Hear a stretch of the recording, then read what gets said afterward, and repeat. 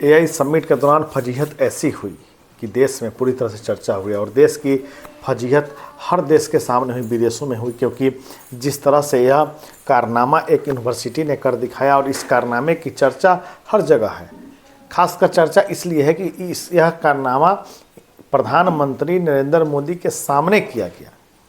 अब सवाल यह उठता है कि यह जो यूनिवर्सिटी प्रधानमंत्री के सामने फर्जीवाड़ा कर सकती है, दिखावा कर सकती है, झूठ परोस सकती है, तो उन अभिभावकों का क्या, उन माता पिता का क्या जो सपने लेकर के इन बड़े यूनिवर्सिटी में, इस बड़े शहरों में महंगे फीस दे करके पढ़ाई कराने के लिए जाते हैं। यह बड़ा सवाल है और सवाल इस देश के सिस्टम पर है कि आखिर लाखों की फीस भरने के बावजूद यदि उन्हें धोखा मिलता है तो आखिर उन बच्चों के भविष्य का क्या।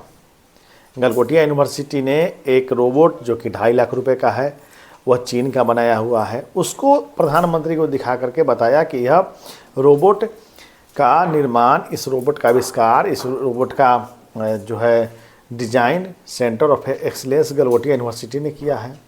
हमने 350 करोड़ रुपए खर्च किए हैं एआई को डेवलप करने के लिए। किस दिशा में किए हैं भाई?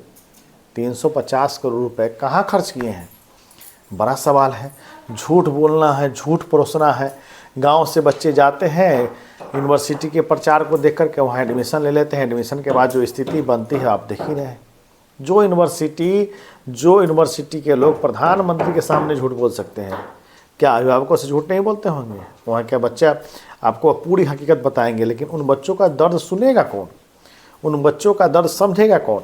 यह बड़ा सवाल है। देश के अंदर जिस तरह से प्राइवेट यूनिवर्सिटी के महंगे फीस जमा करने के बाद भी बच्चों का भविष्य अधर में है, बच्चे वेल ट्रेंड नहीं हो पा रहे हैं, यह बड़ा सवाल है। और इस सवाल को लेकर के हम यह सवाल उठा रहे हैं कि आखिर इसके लिए सरकार कर क्या रही है। जो किरकिरी देश के अंदर हो गई गलगोटिया यूनिवर्सिटी को लेकर के, गलगोटिया यूनिवर्सिटी जिसकी चर्चा, जिसका प्रचार बड़े बड़े चैनलों में, बड़े बड़े होर्डिंग्स में देखने को मिलता है, आज उसकी ऐसी स्थिति बन गई कि एक एआई मशीन को, एक एआई टूल को, एक एआई रोबोट को, चीन के रोबोट को उसने दिखला दिया कि यह गलगोटिया यूनिवर्सिटी ने डेवलप किया है।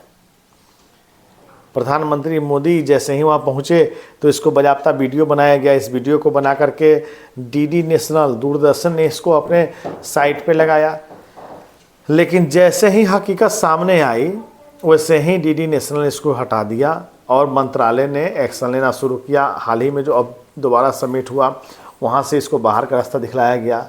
वहाँ जब दिखाया गया कि आपने क्या डेवलप किया है, तो वह कुछ ऐसा नहीं दिखा सके जो कि चर्चा में रहे।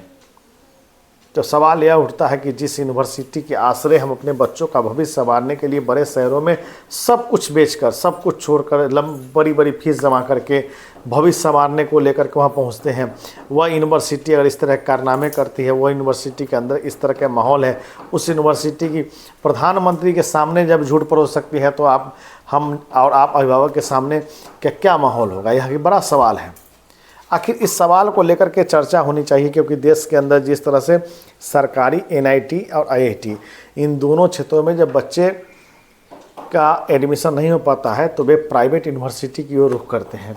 अभिभावक की कोशिश यह होती है कि अच्छी यूनिवर्सिटी में दाखिला लो, जितना ज़्यादा फीस देना होगा देंगे। तो देश के अंदर जो बड़े और नामी यूनिवर्सिटी हैं, वहाँ एडमिशन लेने के लिए अभिभावक पहुँच जाते हैं। जब वहाँ पहुँचते हैं तो एक मोटी रकम जमा करनी होती है। उसके अंदर पढ़ाई का क्या माहौल होता है, या आप देख लीजिए, खुद हकीकत देख लीजिए, और इस हकीकत को देखकर आप खुद समझिए कि आखिर उस यूनिवर्सिटी ने क्या किया। ताल ठोक कर झूठ भी बोल रही है, ताल ठोक कर जवाब भी दे रही है, ताल ठोक कर बता रही कि हमने ऐसा नहीं ऐसा कहा। अब आखिर यह सवाल उठता है कि आखिर उस वक्त का तो वीडियो है ना, उस वीडियो को भी कई चैनल चला रहे हैं और दिखा रहे हैं और दिखाने की कोशिश कर रहे हैं कि गलगोटिया यूनिवर्सिटी की तरफ से प्रेजेंटेशन क्या दिया गया था। अब दूसरे मुद्दे पर आइए। उसी यूनिवर्सिटी के जो फैकल्टी है वो ये कहते हुए नजर आते हैं कि एआई के तरह का जो यह टूल था, इसको प्रेजेंटेशन करने के लिए या दूसरे डिपार्टमेंट के फैकल्टी को भेजा गया था। तो सवाल यह उठता है कि 350 करोड़ रुपये जिस डिपार्टमेंट में खर्च किए, उस डिपार्टमेंट की तरफ से कोई एक भी फैकल्टी नहीं था, कोई एक भी प्रोफेसर लेक्चरर नहीं था जो जाकर के वहाँ प्रधानमंत्री को बता सके कि हाँ हमने डेवलप किया और हम लोगों ने रिसर्च किया है, हम लोगों ने इसको बनाया है। गजब हाल है। और यह स्थिति अगर ऐसी है और इस स्थिति में अगर यूनिवर्सिटी पर कोई एक्शन नहीं होता है तो एक बहुत बड़ा सवाल है, क्योंकि देश के अंदर कुछ ऐसे चंद यूनिवर्सिटी है जिनका फीस लाखों में है और लाखों में फीस वसूलते हैं, बड़ा बड़ा प्रचार करते हैं और प्रचार के माध्यम से दिखाने की कोशिश करते हैं कि हम आपके बच्चों का भविष्य संवारने की पूरी कोशिश करेंगे। क्या कोशिश करेंगे? प्रधानमंत्री के सामने झूठ बोल रहे हैं। तो ऐसे में सवाल यह उठता है कि देश के अंदर जो शिक्षा प्रणाली है, जो शिक्षा की व्यवस्था है, वो आखिर बदलेगी कैसे। हालांकि वर्ष 2014 में नरेंद्र मोदी ने यह दावा किया था कि देश के अंदर एक शिक्षा को लाएंगे, एक सिस्टम को लाएंगे, एक एजुकेशन सिस्टम को लाएंगे, एक फॉर्म को लाएंगे, लेकिन हालांकि हो नहीं सका। एक नीट का एक कंबाइंड एग्जाम होता है देश के अंदर जो मेडिकल के MBBS हो, BAMS हो, BHMS हो, तमाम कोर्सों में एडमिशन के लिए दी जाती है। लेकिन इंजीनियरिंग को लेकर के, पॉलिटेक्निक को लेकर के, डिप्लोमा पॉलिटेक्निक को लेकर के, तमाम चीज़ें को लेकर के जब बच्चे छात्र एडमिशन के लिए आगे बढ़ते हैं और इस तरह की धोखाधड़ी होती है तो उनके साथ हाथ मलने के अलावा कुछ बचता नहीं है। ऐसे कई यूनिवर्सिटी है जो फेक है, ऐसे कई यूनिवर्सिटी है और कॉलेज इंस्टीट्यूट है जिन्हें उस विषय में संबंधित मान्यता नहीं मिला बावजूद चल रहे हैं। अब सवाल उठता है कि आखिर इतने बड़े संख्या में जो गवर्निंग बॉडी है, जो सेंट्रल की टीम है, उसको जाँच नहीं कर पाती है, शिकायत मिलने पर जाँच करती है, लेकिन जो कोर्स संचालित कर रहे हैं AICTE के दायरे का कोर्स में तमाम कई तरीक़ों से चला रहे हैं।